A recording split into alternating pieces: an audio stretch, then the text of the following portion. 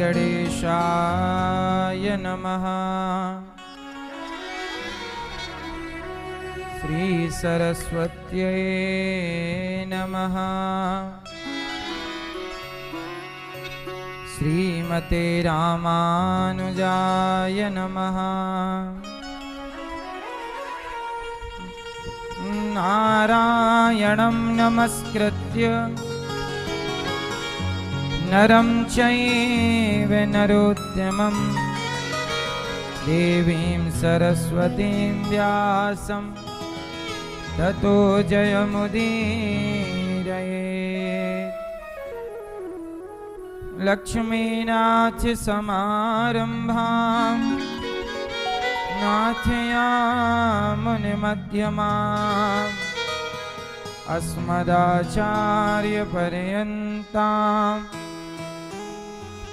वन्दे गुरु परम्पराम्। जय जय श्री राधारमण, जय जय नवल किशोर, जय गोपी चित चोर प्रभु, जय जय माखन चोर। जय जय माखन चोर, जय जय माखन चोर। राधा मेरी मात है, पिता मेरे घनश्याम। इन दोनों के चरणों में मेरा कोटि कोटि प्रणाम। मेरा कोटि कोटि प्रणाम, मेरा कोटि कोटि प्रणाम। आए हो तो प्रेम से लो हरि का नाम। सब भक्तों को अनिरुद्ध की जय जय राधे श्याम। जय जय राधे श्याम, जय जय राधे श्याम, जय जय सीताराम।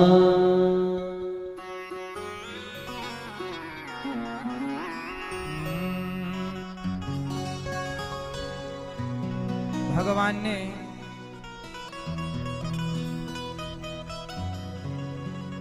कान दिए हरि कथा सुनने को। कान दिए हरि कथा सुनन को, और मुख से कर गुणगान। खिलौना माटी का तूने अजब रचा भगवान। खिलौना माटी का।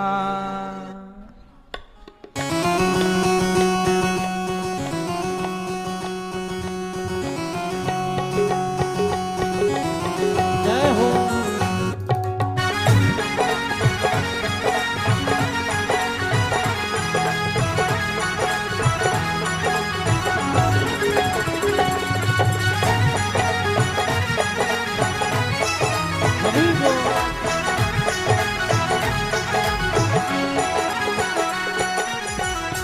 तूने अजब रचा भगवान। खिलौना माटी का। तूने अजब रचा भगवान। खिलौना माटी का। तूने अजब रचा भगवान। खिलौना माटी का। तूने अजब रचा भगवान।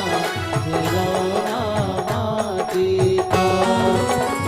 माटी का रे माटी का, माटी का रे माटी का, माटी का रे माटी का। तूने अजब हो तूने अजब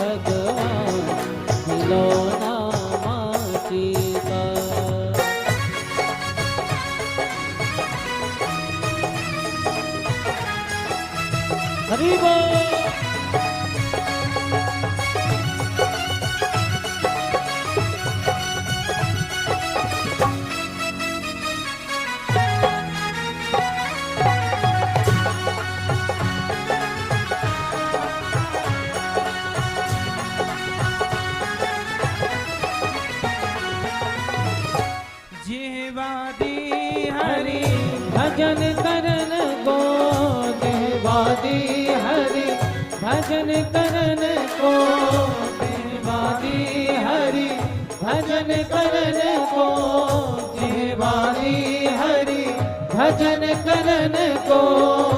और जीवादि प्रभु का नाम जपने के लिए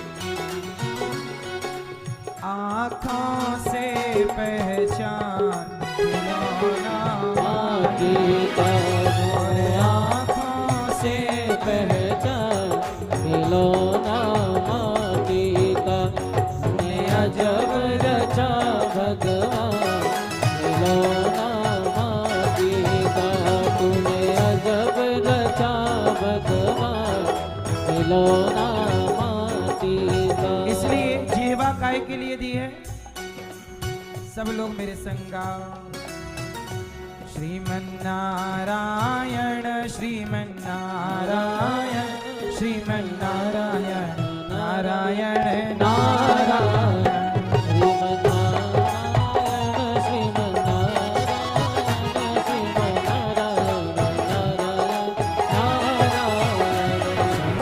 नारायण श्रीमन्नारायण श्रीमन्नारायण नारायण नारायण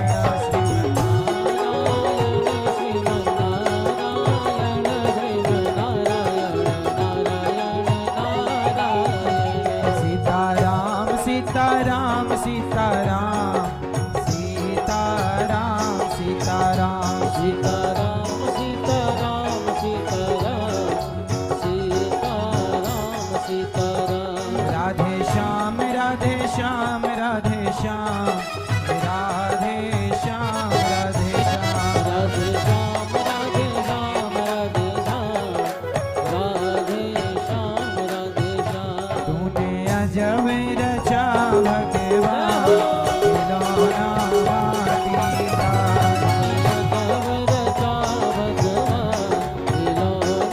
माटी का सीताराम सीताराम सीताराम सीताराम सीताराम सीताराम सीताराम सीताराम सीताराम सीताराम राधे श्याम राधे श्याम राधे श्याम राधे श्याम राधे श्याम राधे श्याम राधे श्याम राधे श्याम राधे श्याम राधे श्याम नारायण श्रीमन्नारायण श्रीमन्नारायण नारायण नारायण श्रीमन्नारायण श्रीमन्नारायण श्रीमन्नारायण नारायण नारायण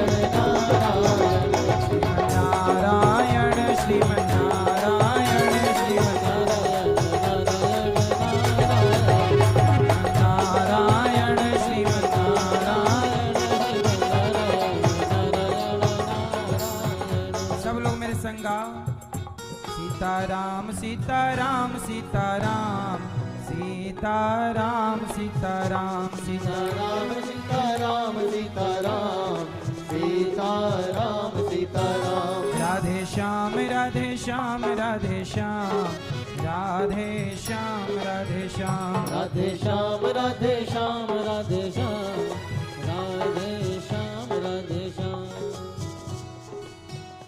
सीताराम सीताराम सीताराम सीताराम सीताराम बोलिए वृंदावन बिहारी लाल लाल की जय श्रीमद्भागवत महापुराण की जय जय जय श्री राधे राधे श्याम परम मंगलमय परात्पर अखिलेश्वर अखिल ब्रह्मांड नायक भगवान श्री कृष्ण की वांगमय प्रतिमूर्ति श्रीमद् भागवत महापुराण दूर दूर से आई हमारी माताएं बहनें श्रोतागण भक्तगण साधना टीवी श्रद्धा टीवी पर कथा का रसपान कर रहे सभी भक्तों को जय श्रीमन्नारायण जय श्री कृष्णा राधे राधे जय गौरी गोपाल। कैसे हैं आप लोग?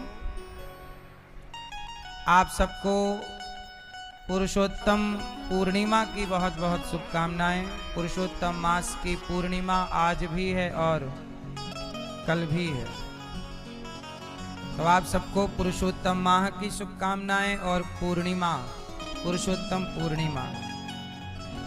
आज पावन सा दिन और पुरुषोत्तम मास।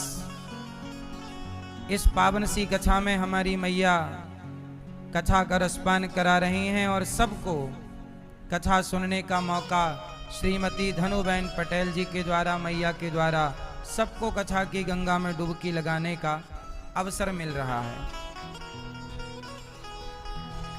कल हमने मैया से कहा कि श्रवण कुमार ने अपने माँ बाप को तीर्थ यात्रा कराई, आपने इतने सारे भक्तों को तीर्थ यात्रा करा दी। भाग्योदयन बहुजन्म समर्जितेन सत्संग मम चलभते पुरुषो यदा वै। कहते हैं कि तीर्थ करना पुण्य है, पर इससे भी बड़ा पुण्य है तीर्थ कराना। क्या है पुण्य? इसलिए मैया ने सबको ला करके वृंदावन के दर्शन कराए, कथा सुनवाई। इससे बड़ा पुण्य क्या है? पुण्य बहुत सारे हैं, पर सभी पुण्यों में श्रेष्ठ पुण्य है तीर्थ कराना, और यही मैया ने किया है। इनके पति स्वर्गीय श्री धनसुख भाई पटेल जी,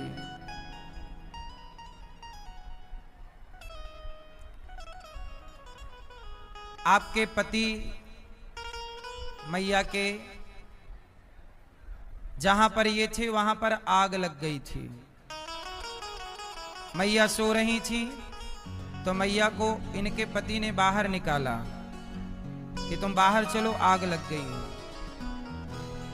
अंदर और भी कोई थे, वो होटल थी तो वहां और भी गेस्ट थे, तो उनको निकालने के लिए वो गए और वहां से फिर वो लौटे नहीं। और मैया ने बताया कि उनका शरीर जल गया था पर उनकी माला नहीं जली थी, है ना मैया? उनके जप करने की माला। तो वही मैंने मैया से कल कहा कि वह जप की माला इसलिए छोड़ कर गए कि वह उनके भजन की निशानी है कि देखो भजन नहीं जलता, उनका भजन नहीं जला। हम हमेशा कहते हैं ना, आग में इतनी ताकत नहीं है कि वह आपके पुण्य को जला सके, आपके भजन को जला सके, आपकी भक्ति को जला सके। तो वह धनसुख भाई पटेल जी, आप तो पुण्यात्मा थे ही, आपकी माला भी रह गई और मैया ने आपके नाम से भागवत जी के सुंदर सा आयोजन करा के हजारों लाखों लोगों को पुरुषोत्तम माह में भागवत की कथा सुनवाने का यज्ञ किया है, पुण्य किया है। मैया अमेरिका से आई हैं और यहाँ कथा सुन रही हैं। धीरेन्द्र जी और देवेंद्र जी, देवेंद्र नीला जी और धर्मेंद्र प्रीति जी, आप मैया के पुत्र हैं, बहू हैं, सब प्रेम से कथा सुन रहे हैं। यहाँ पोथी पाठ भी आप लोगों ने बिठा रखा है अपने पितरों के लिए। 26 सितंबर से 2 अक्टूबर तक पुनः भागवत जी के पोथी पाठ आप करा सकते हैं। भागवत जी के पोथी पाठ पुरुषोत्तम माह चल रहा है, अपने पितरों के लिए, पूर्वजों के लिए भागवत जी का पाठ जरूर सुनाइए अपने माता पिता को भागवत। कल हम लोगों ने भगवान का उत्सव मनाया। क्या मनाया? Happy birthday to you. कल भगवान प्रकट हुए, भय प्रकट कृपाला दीन दयाला यशोमति के हितकारी। यशोमति मतलब यशोदा मैया का हित करने वाले भगवान कृष्ण प्रकट हुए। भय प्रकट कृपाला, भय प्रकट गोपाला परम दयाला यशोमति के हितकारी। भगवान कृष्ण प्रकट हुए। कैसे प्रकट हुए? शंख चक्र गदा पद्म लेकर। तमद्भुतम बालकमं मुझे क्षणम चतुर्भुजम शंख गदायुधायुधम। क्या लेकर प्रकट हुए? शंख चक्र लेकर। भगवान सदा शंख चक्र लिए रहते हैं। चक्र क्यों? अपने भक्तों के रास्ते पे आने वाले संकट को काटने के लिए, अपने भक्तों का यश बढ़ाने के लिए शंख, कष्ट काटने के लिए चक्र। और भगवान के एक हाथ में है कमल। कमल का पुष्प भगवान को बड़ा पसंद है, प्रिय है। अच्छा, कमल जानते हो कहां से आया है? कहां से आया है? कहां से? कमल कहां से निकला? कहां से? कहां से? कीचड़। कीचड़ से कमल निकला है? कमल निकला भगवान की नाभि से। कीचड़ के सिवा कुछ दिख ही नहीं रहा है।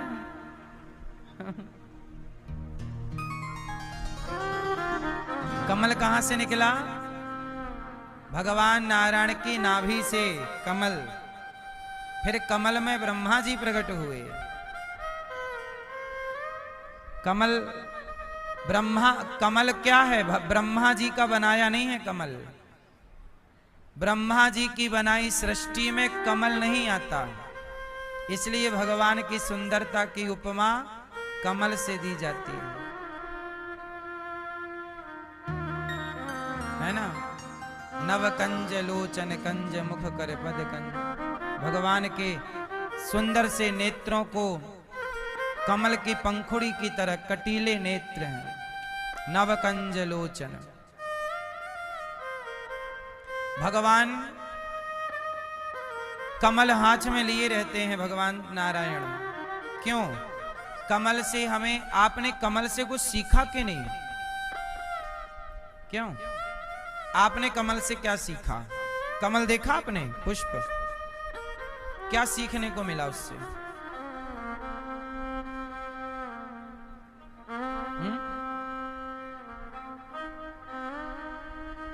कमल में एक विशेषता होती है। क्या? कमल की विशेषता है वो पानी में रहता है, पर पानी की बूंदों से अलग रहता है। पानी से अलग रहता है। पानी में रहता हुआ भी पानी से अलग है। पानी में रहता हुआ भी पानी से, बोलो, अलग है। पानी में रहता हुआ जैसे कमल पानी से अलग है, भगवान कमल लेकर यही तो कहते हैं कि मेरा भक्त वही है जो जगत में रहता हुआ भी जगत से अलग रहे। जगत में रहता हुआ भी जगत से उठा हुआ हो। पानी कमल में, मतलब पानी में कमल रहता हुआ पानी से उठा, ऊपर की ओर रहता है। आप भी जगत में रहते हुए जगन्नाथ की ओर उठे रहिए। यही जगत में रहने का सिद्धांत। अच्छा, कमल में एक और विशेषता होती है, बताओ क्या? उसका भी दिन रात का कोई फंडा होता है, पता है आपको? कमल का किसे पता है? क्या होता है? रात में और दिन में क्या होता है? कमल में रात में वो बंद हो जाता है और सुबह सूर्योदय होते ही खिल जाता है। बोलो हाँ।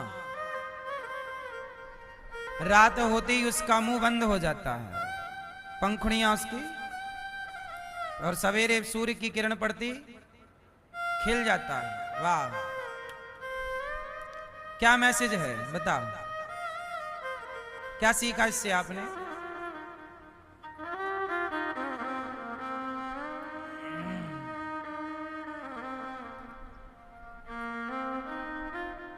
क्या सीखा? अंधेरा होते ही कमल, सवेरे होती कमल खिल गया। कमल सवेरे का इंतजार करता है और जब तक सुबह नहीं होती वो खिलता नहीं। पहली सीख तो ये है कि आज रात है, मतलब आज आपका बुरा दिन है, बुरा टाइम है, तो शांत रहिए कमल की तरह, क्योंकि दुख का अंधकार है, सुख का प्रकाश आने दीजिए, वेट कीजिए, इंतजार कीजिए। यदि दुख की रात है तो सुख का दिन भी होगा, खिलने का मौका देंगे भगवान, चिंता ना करो, खिलने का अवसर मिलेगा आपको। रात आई है तो सुबह भी जरूर आएगी, और सुबह होते ही खिल जाता है कमल। और हम तो आपसे यही कहते हैं कि खिले हुए रहना चाहिए कमल की तरह, इसलिए भगवान कमल को रखते हैं।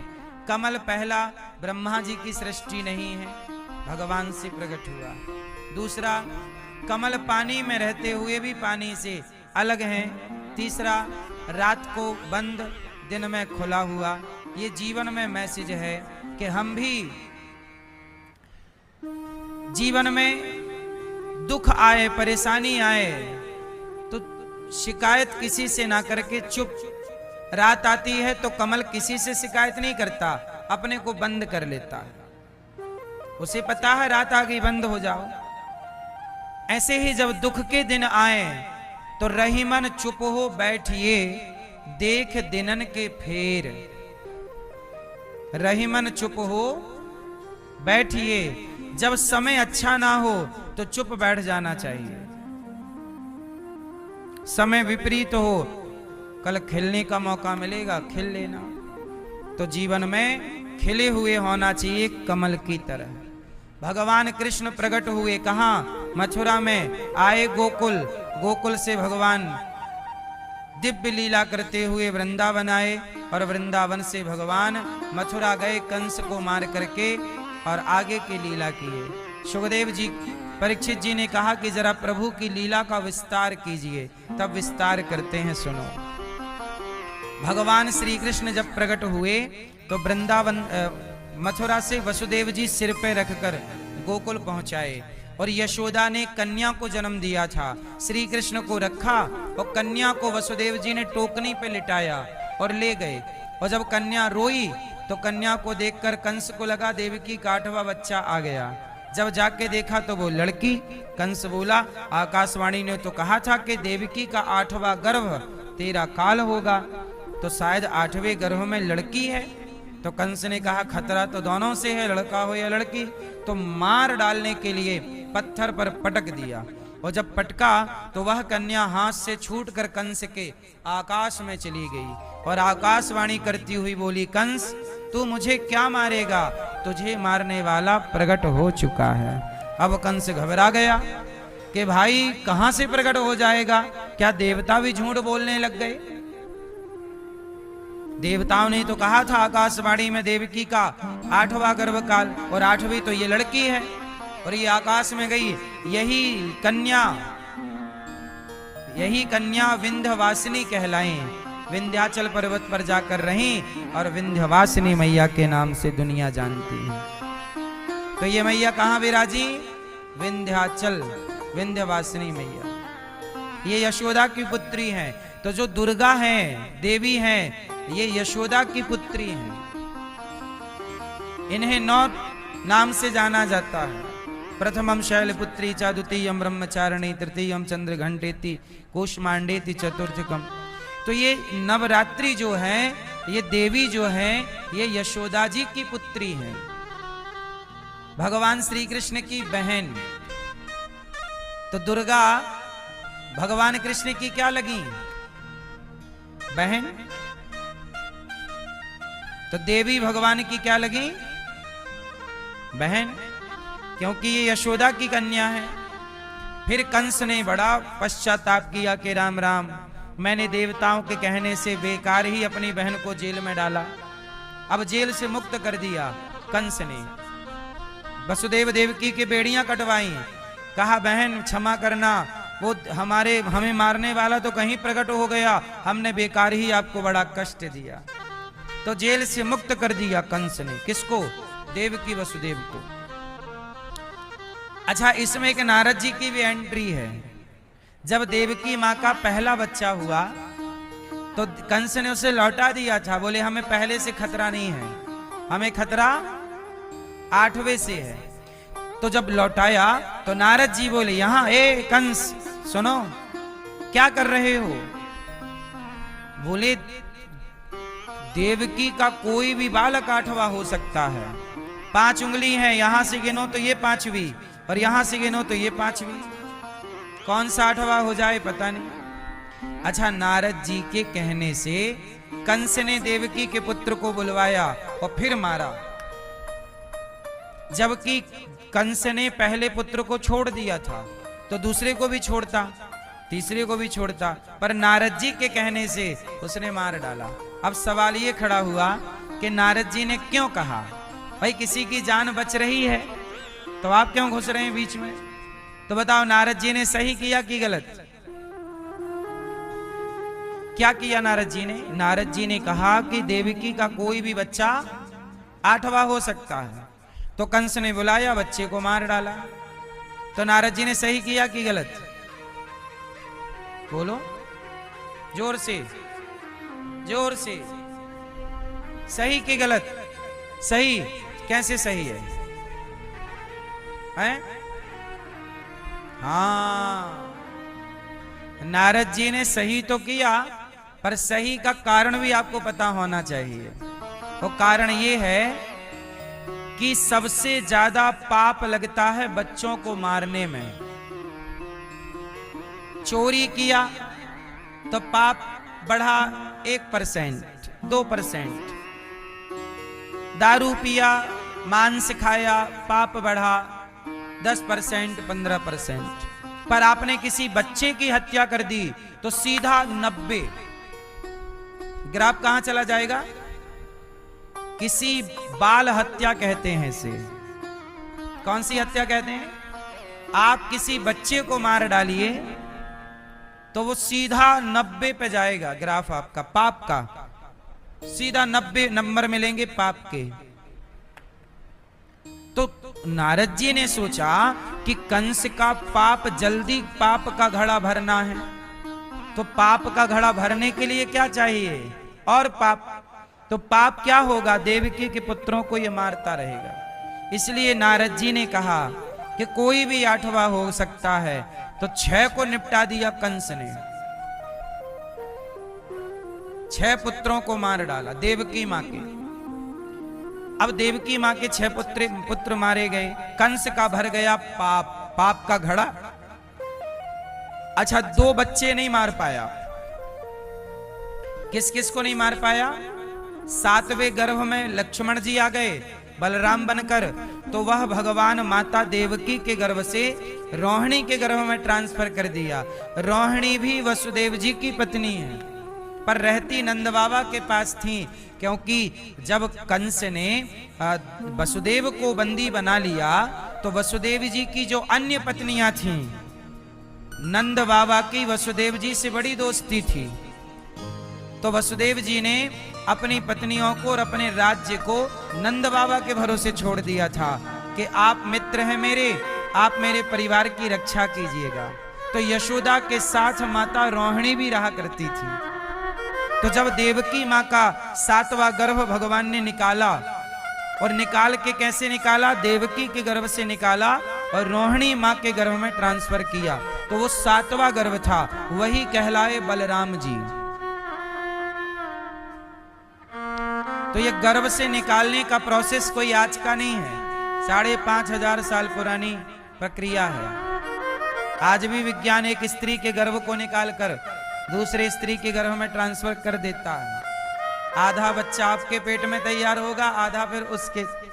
ये भी एक प्रोसेस है मेडिकल साइंस में, और ये आज की विद्या नहीं है, ये तब का साइंस है। यही है साइंस, विज्ञान। हमारे शास्त्रों में भी गूढ़ विज्ञान है, पर चूंकि हमने स्टडी नहीं की, अपने को पढ़ा ही नहीं, तो वो चीजें रह गई।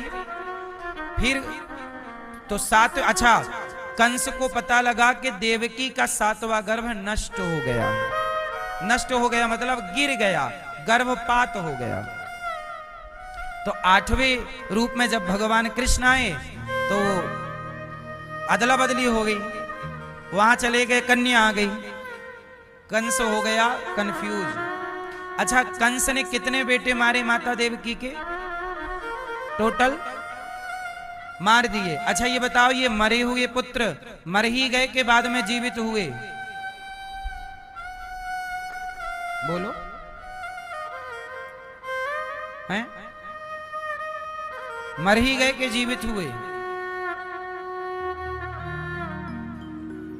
सुनो, ये जो पुत्र मारे गए कंस के द्वारा, ये सालों बाद जिंदा हुए थे। किसने जिंदा किया था? भगवान श्री कृष्ण ने। क्यों जिंदा किया था? इसकी भी एक कथा है। पहले आपको एक बात बतानी होगी। एक तराजू लो और तराजू के एक पलड़े पर यशोदा को रखो और दूसरे पलड़े पर देवकी को रखो, तो बताओ किसका पलड़ा भारी होगा? किसका? किसका? हाँ? यशोदा माँ और देवकी माँ को तराजू के एक एक पलड़े पर बिठाओ, किसका पलड़ा भारी होगा? मैया गुलाबी मैया है? यशोदा माँ का। किसका पलड़ा भारी होगा? किसका?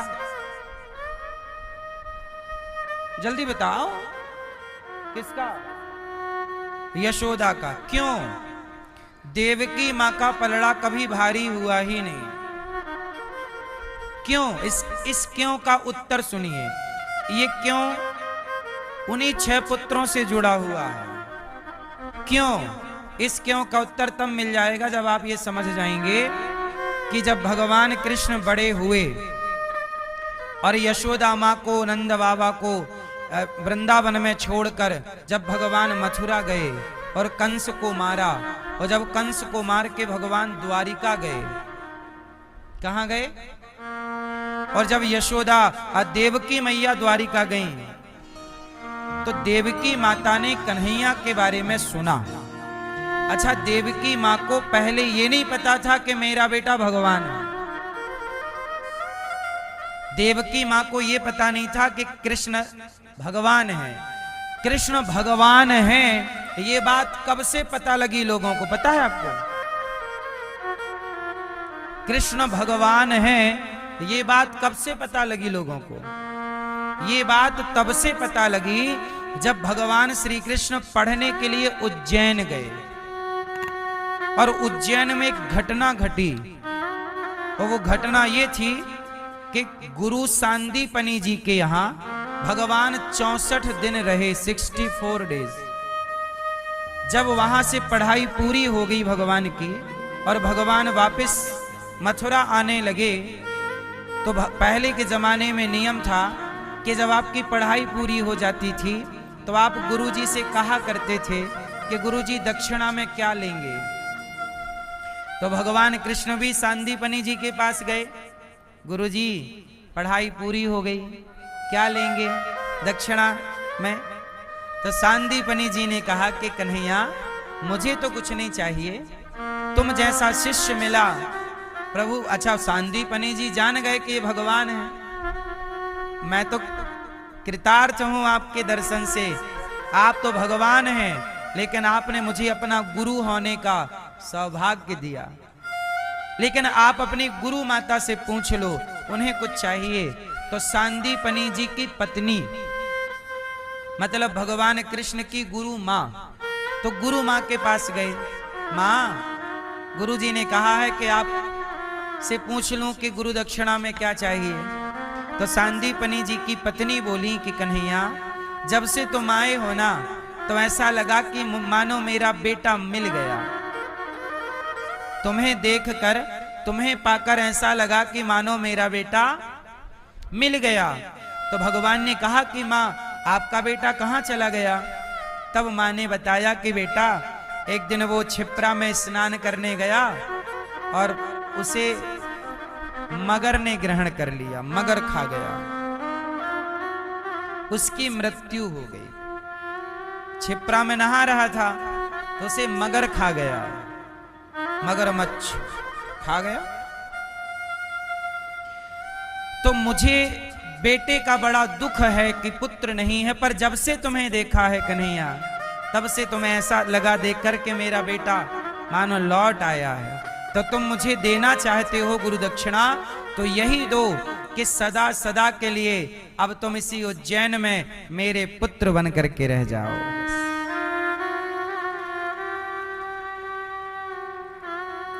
अब मैं आपको छोड़ना नहीं चाहती। कृष्ण जैसे बेटे को कौन छोड़ना चाहेगा? भगवान बोले माता ये संभव नहीं है, ये संभव, मुझे आगे बहुत लीला करनी है, कार्य करना है। तो फिर मां आपके पुत्र को मैं वापस कर दूं तो?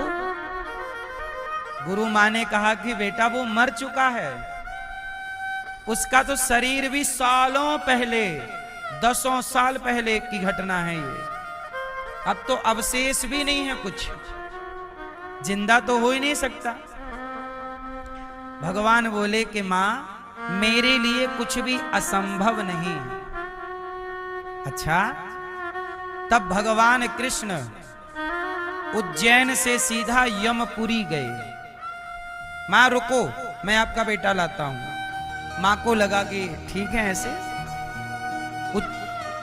यमपुरी गए, यमराज से कहा कि गुरुजी के पुत्र का सूक्ष्म शरीर प्रदान कीजिए। सूक्ष्म शरीर ले आए यमपुरी से यमराज के पास। यमराज ने प्रणाम किया, प्रभु आप यहाँ कैसे? बोले हमारे गुरुजी का पुत्र मर चुका है, वापस करो। यमराज तो उनके नौकर हैं। भगवान कृष्ण के कौन है यमराज जी? बोलो। दो रिश्ते हैं, एक तो भगवान के नौकर हैं यमराज जी, एक तो भगवान के सब नौकर हैं। इंद्र कौन है? भगवान के नौकर।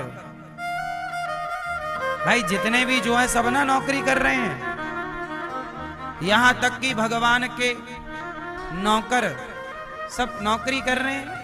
और दूसरा संबंध भी है, भगवान श्री कृष्ण के साले हैं यमराज जी।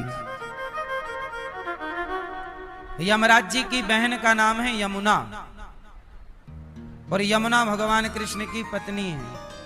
तो साले हो गए, तो साला क्यों ना माने जीजा की बात। तो भगवान बोले लाओ साले साहब। तो भगवान कृष्ण वहां गुरु जी का मरा हुआ पुत्र लिए, आत्मा उसकी शरीर, सूक्ष्म शरीर लिया, और भगवान ने अपने कृपा से उसके शरीर का निर्माण किया और जिंदा करके जस का तस उनका बेटा उनको लौटा दिया। माता ये रहा आपका बेटा। तो जब सांदीपनी जी का मरा हुआ पुत्र, देखिए इसलिए कृष्ण मनुष्य नहीं है। मनुष्य के रूप में कृष्ण कौन है?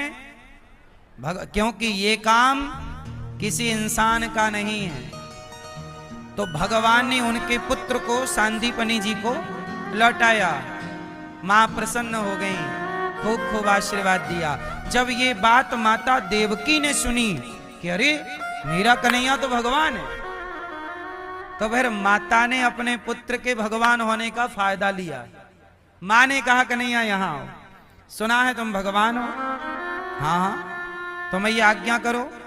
बोले तो सुना है कि तुम मरे को जिंदा कर सकते हो, गुरु के पुत्र जीवित किया है, तो मैं भी तुम्हारी मां हूं, तो मैं आज्ञा देती हूं जो मेरे पुत्र कंस ने मार दिए थे वो आप जीवित करके लाओ। तब भगवान कृष्ण ने माता देवकी की आज्ञा मानकर देवकी मां के भी 6 मरे हुए पुत्रों को जीवित किया और जीवित करके लौटाया। और जैसे ही दिया वैसे ही माता देवकी का ग्राफ नीचे चला गया, पलड़ा कमजोर पड़ गया। क्यों? इसलिए कमजोर पड़ गया